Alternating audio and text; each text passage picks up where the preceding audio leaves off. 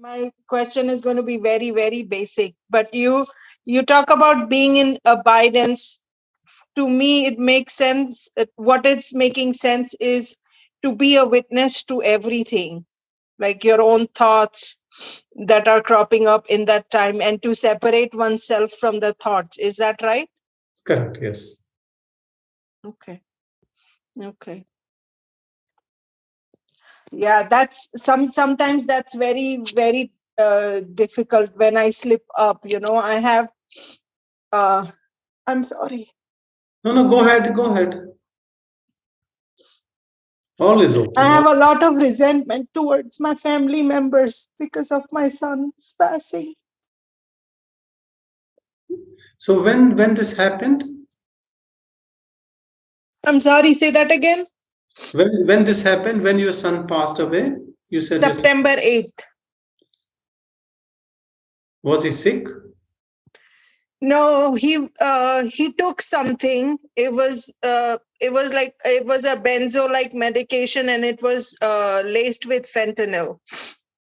And he was with a friend, and the friend didn't call for help. He brought him to our home, and by then it was too late. They tried reviving him for 1 hour, more than 1 hour, but we couldn't resuscitate him.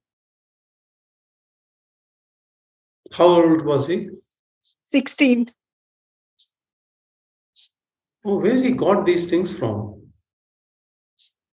That must be. From the streets, from a drug dealer, I think. Oh, okay.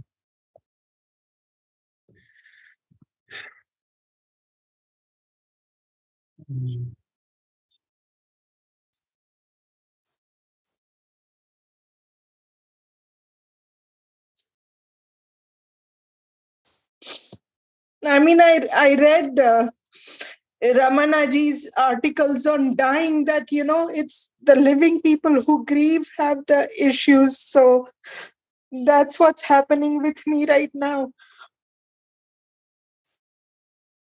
But it's very hard to come to terms with, because I think that, he was a very smart, very bright kid, a very good human being. And part of me feels like he had a life ahead. Of course, I have no authority, as a mom, and in the worldly sense, you want to see your kids, be around you and thrive. And, it didn't work out that way. So dad's been an alcoholic for 10 years. So that was bothering him too. So, I mean, and I had been telling my husband, that it is affecting us. It has been affecting us, and more so past 2 years, his alcoholism had gotten worse and worse.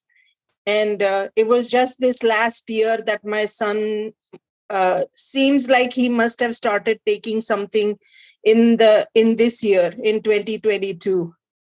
My mom passed away in January, and I think that also took a toll on him. So I don't know if it was a combination of things, and, right now it just seems very futile to think what caused it, because no matter, what happens, or no matter what I understand, it's not going to bring him back. But we should also remember, Leena ji, one thing, that he's around. Nobody goes away. Nobody dies. Yeah. Yeah. But the thing is that we want to see the form which we are attached to. Yeah. We want True. to see that guy who is gone through you in our house. Yeah. But it is more like as if someone has left this address and has gone somewhere else. Right. Right. But that energy is there, which never goes away. The form goes away. Yeah. So you can always send your blessings, which I'm pretty sure will reach him, whatever Yeah. form he's or would take. your love, your blessings, your prayers. Yeah. And that connection is always there. And that Right. connection can be very soothing without any attachment, more so to say that a divine connection resides in all of us. True. So when we connect to that, we connect to everything in this world. Then everything belongs to us, Yeah. not just a family member. Yeah. Everything belongs to us. So when we connect there, because everything is connected there only. Some people know Right. it, some don't know it.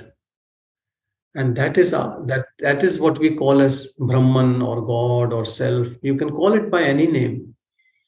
Actually, it has no name, it has no form. And we all are that. Yeah. External bodies keeps changing. We sometimes really feel very sorrow for a young death, especially when it happens like an accident. So it was more like an accident. Yeah. Mhm. But who knows whether it looks accident to us, but maybe this is the way it was supposed to be. Who knows this? Yeah. Yeah. And we think the life is cut short, but who knows the life for that person is this much only. This much only. Yeah, I've thought of that. It's just that when I'm in the throes of emotion, it becomes hard to accept all that. Very true. Very true. Yeah. In fact, one time, it was early this year, we were talking about something. He and I were like friends. I could talk to him like I would talk to another adult, even though he was 16. He was very mature for his age. Uh, we were talking about something, and he was agitated, and he said, "Where is the time to do all that?" Like, he was telling me that he felt like he didn't have time, and I was feeling sad that why is he talking like this? He's only 16 years old. Why is he saying something like that? So I don't know if he felt something. Mhm. Another way is to cherish good memories of Yeah. any person we have spent time, and our blessings reaches everywhere. Our blessings. So we can pray that his soul progresses to that divine energy and Yeah. and is in peace and is happy. That's what Yeah. the mother wants about her kids. They should be happy. Right. Absolutely. He himself had said once, when my husband had a relapse last year. He's been having several relapses in the last year, but one particular relapse, my son's name is Rishi, and he was distressed, and he said, "I just want to be happy." Mhm. So I don't know, in his teenage mind, happiness was taking pills that calmed his anxiety, or made him forget whatever was distressing him. But I Mhm. thought it was very surreal. I mean, that's what we all are seeking anyways, happiness. We just Everyone, even rishis, saints, sages, Yeah, people living in caves in Himalaya, all are seeking happiness only. So he's saying happiness. he wants happiness. That is what we all want. Whole world is Yeah. seeking happiness. But the thing is that from where we are trying to seek happiness, at the end it gives pain only. If Yeah. I want to seek happiness into some sort of intoxicant, I Mm, might numb my mind and might bring me some sort of calmness, but then it causes pain. We all know right. that. Yeah. So where we are seeking can be wrong, but to seek happiness is right. We all Right. want happiness. Yeah. Yeah. So that is all okay, and maybe this was what he was supposed to be in, and we all can take a message from his life also. For Yeah. so, I think look within, and you will find everything. Mm, And it is not any concept; it is not an intellectual thing. But when we detach with all the emotions and thoughts and feelings by mere witnessing, but not, because when a thought comes with a lot of heaviness in a form of emotion, we get Yeah. swayed, and, Yes. and then we believe in all this story going on around in our life and things and what we like and what we dislike, resentment, Yeah. attachments, all this comes. But when we disown all what is going in mind as mere a bundle of thoughts, and the life going on is like a next scene and the next scene, because we don't choose any scene, to be honest. Who wants suffering? Who wants pain? Some people say to me that if this is my dream, then who wants a bad dream? Yeah. Yeah. But though it is a dream, when you dream at night, do you have a choice in that dream? No. It just happens. Yeah. If that our dream, which we dream every night, we can't change it. Same as this dream, this continues and we can't change it. Only thing what we can do is we can abide in pure self, which is our true nature, rather than in the mind. More we indulge in mind, more is the suffering. Less we are into mind, we are more detached with mind, we are at peace. We touch our own calmness. That's all about. What method you take, it's up to you. What process you go through, it's up to you. There are a lot of methods. Simplest is to know that this is the truth. Truth is that nobody dies, nobody gets born. We only imagine that we have this birth, and that's why we keep getting birth, and that is only our illusion. But in reality, that self, that pure self, that is nameless, formless, it stays the same, it never dies. We all know this as a concept. But to have experiential understanding of it, we have to go within. We have to give up the gadgets which we are using for entertainment to get involved in this world. We can just recede back into the source and the source of pure silence within us. So Bhagwan's methods are also very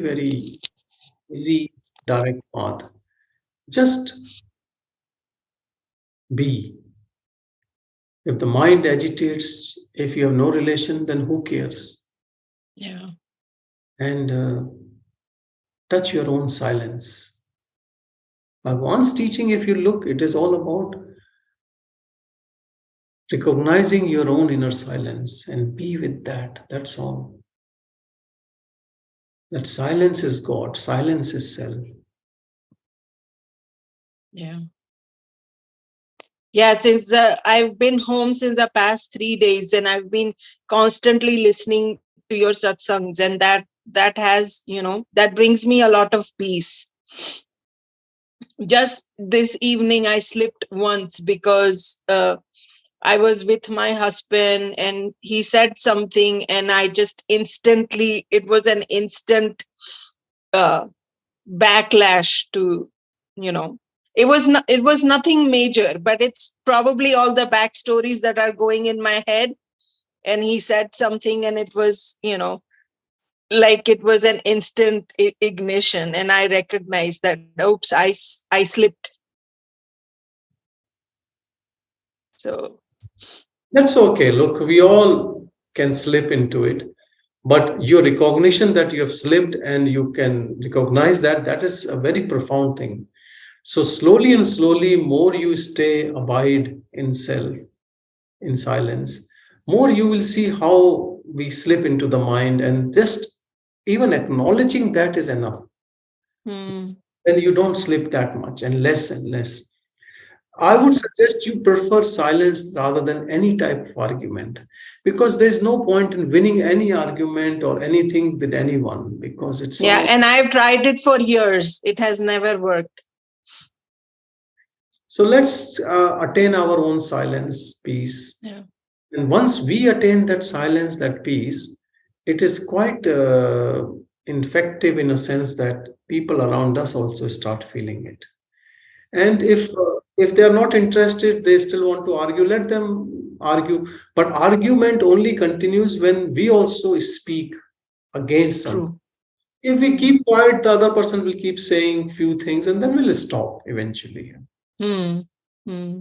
So, and the biggest thing is to keep our mind silence is most difficult among relatives and friends whom we are all the time with, because Closest. Yeah. so much has happened in life with them, good and bad, Hmm. that one thing ignites, something bad happens, and then you remember everything in last Everything. 20 years. So it Yeah. becomes hard. So Hmm. the best is if you stop believing in all that story and just prefer silence, then even if someone is saying something which is untrue, who are we to correct? Let it be.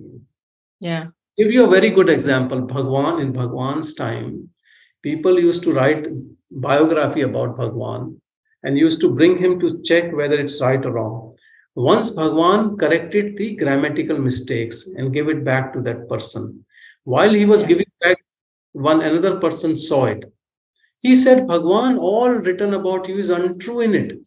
And you have read it and you have not objected. He said, yes, this man wanted me to correct. I thought he just wants grammatical errors to be correct. Yeah. Yeah. Who cares, what he's writing about me? Who cares? Hmm. So this is the thing. So it's the ego in me that is coming up when people say something that I think is untrue, and I want to correct them. You can still correct things if you think something is not right politely.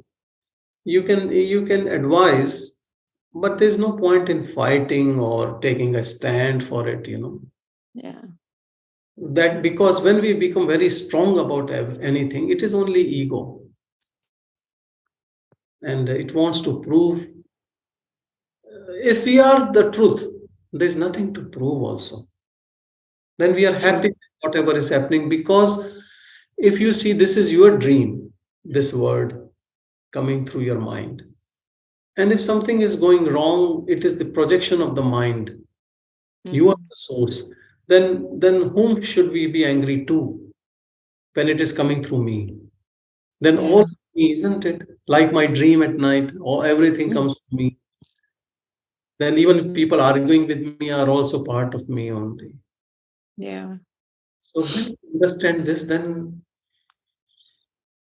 whatever people think about it is not our job. Yeah. They'll Yeah. think, True. you know. But we should not be thinking anything about others, especially in a bad way. Hmm. So prefer silence than argument, prefer pauses of silence between thoughts, and try to disown all thoughts. Don't get into it, because there's no point in this internal noise which keeps going all the time. If you ignore it, it starts settling down and disappears. Okay. So ego is the thing, illusory self, which thinks I am thinking, then I have to act on it, then I have to do this, and I have to do this, and this happened to me. And Yeah, I have been thinking, I have been feeling the need when things like that happen, thoughts happen. I feel like I need to do something to make it right, to change it. don't do anything. Yeah. Just stay quiet and be in your own silence. If it is Yeah. too much, then you can pick up other techniques also. If it is too hard to do, then you can pick up something like a japa, or to calm down. Yeah. Watch your breath. What you have gone through recently and the way you have moved into satsang and meditation and teachings, it is so beautiful. You have taken a very good path on self reflection, because people can take anything when a tragedy struck. They can go into something else also, but somehow you are taking this suffering, changing into a blessing, to be in peace. So keep abiding in this self, in this silence, and it's all about attention to it, and Yeah. slowly, this peace will be your natural state. Yeah. Okay? Yeah, I recognize that there is no other way out of this, Yeah. because I've tried everything that I could to make it right. It didn't work out. Actually, you are right. We are all right. We don't have to make anything right. If you make anything right, then it will turn back into something else. Yeah. If you create something, then it will get destroyed and then something else will come. Right. What is always there will stay always there. And that is that pure self. Mind keeps changing, forms keeps changing, thoughts keeps changing, emotions keeps changing. But beyond all this, which is always the same, is you and me and everyone in our inner core. So you focus only on that. And here you don't have to do anything. Yeah. Yeah. Okay. I'll be continuing to do that. Thank you. And today is a beautiful day, Bhagavan Ramana Maharshi's birthday. Yeah, I saw your profile picture. So yeah. Okay. Wow. So yeah, so auspicious. Very auspicious day. Okay. Good. Thank you. Thank you, Lina. Yeah, thank you so much. I appreciate you reaching out. Yeah. Thank you.